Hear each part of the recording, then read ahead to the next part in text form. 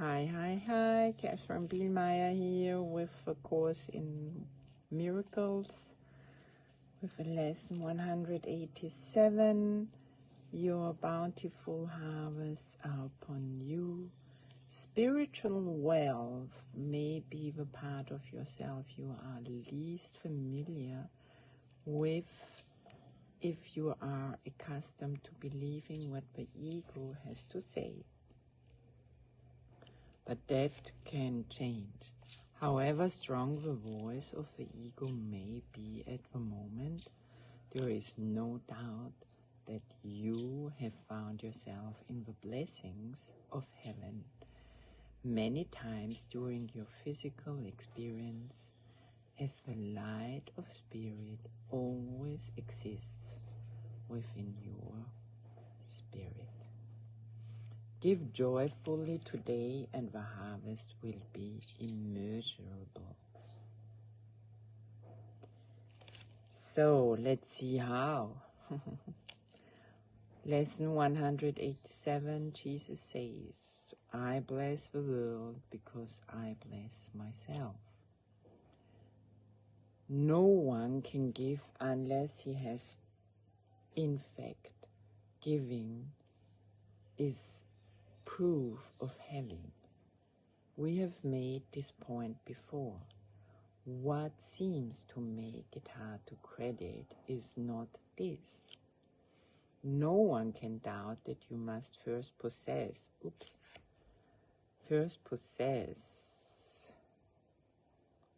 what you would give. It is the second phase on which the world and true perception differ. Having had and given, then the world asserts that you have lost what you possessed. The truth maintains that giving will increase what you possess. How is this possible? For it is sure that if you give a finite thing away, your body's eyes will not perceive it yours.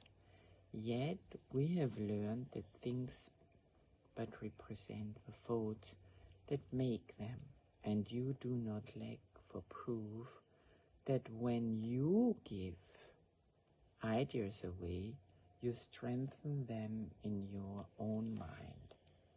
Perhaps the form in which the thought seems to appear is changed in giving. Yet it must return to him who gives. Nor can the form it takes be less acceptable. It must be more. Ideas must first belong to you before you give them.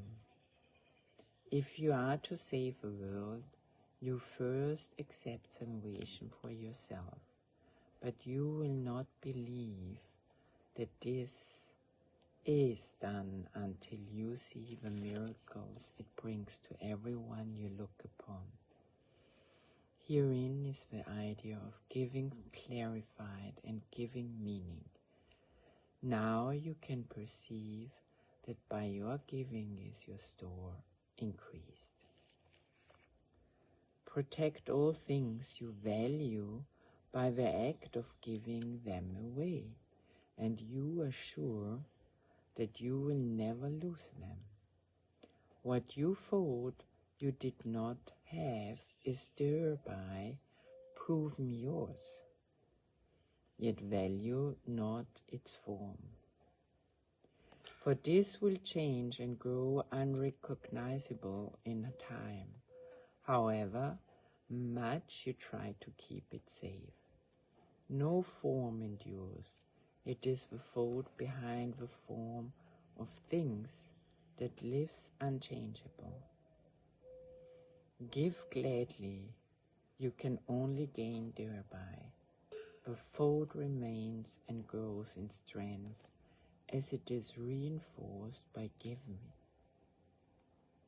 Thoughts extend as they are shared, for they cannot be lost. There is no giver and receiver in the sense the world conceives of them.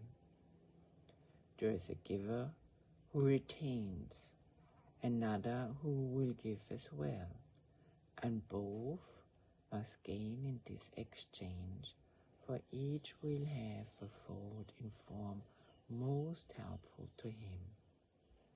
What he seems to lose is always something he will value less than what will surely be returned to him.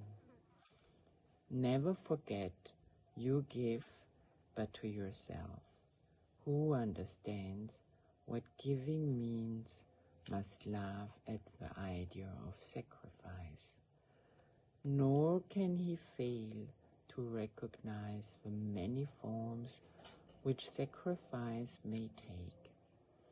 He laughs as well at pain and loss, at sickness and at grief, at poverty, starvation and at death. He recognizes sacrifice remains the one idea that stands behind them all, and in his gentle laughter are they healed. Illusion recognized must disappear. Accept not suffering, and you remove the thought of suffering. Your blessing lies on everyone who suffers when you choose to see all suffering as what it is. The thought of sacrifice gives rise to all the forms that suffering appears to take. And sacrifice is an idea so made that insanity dismiss it at once. Never believe that you can sacrifice. There is no place for sacrifice in what has any value. If a thought occurs, its very presence proves that error has arisen and correction must be made. Your blessing will correct it. Given first to you, it now is yours to give as well. No form of sacrifice and suffering can long endure before the face of one who has forgiven and has blessed himself. The lilies that your brother offers you are laid upon your altar, with the ones you offer him beside them. Who could fear to look upon such lovely holiness? The great illusion of the fear of God diminishes to nothingness before the purity that you will look on here. Be not afraid to look. The blessedness you will behold will take away all thought of form, and leave instead the perfect gift, forever there, forever to increase, forever yours, forever given away. Now are we one in thought, for fear has gone, and here before the altar to one God, one Father, one Creator, and one thought, we stand together as one Son of God. Not separate from Him who is our source, not distant from one brother who is part of our one self, whose innocence has joined us all as one. We stand in blessedness and give as we receive. The name of God is on our lips, and as we look within, we see the purity of heavens shine in our reflection of our Father's love. Now are we blessed, and now we bless the world. What we have looked upon we would extend, for we would see it everywhere. We would behold it shining with the grace of God in everyone. We would not have it be withheld from anything we look upon, and to ensure this holy sight is ours, We offer it to everything we see. For where we see it, it will be returned to us in form of lilies we can lay upon our altar, making it a home for innocence itself, who dwells in us and offers us His holiness as ours. Wonderful, wonderful. I enjoyed bringing that to you, and please practice, and thank you so much for your interest in that. Remember, you don't need to understand, you just practice, and you just re-listen, and you just tell the sentence. What is the sentence of the day?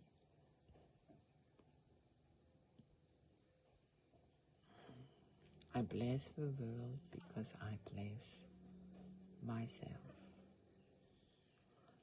I'm blessing you now and sending you lots of hugs and love, and bye for now. Ciao.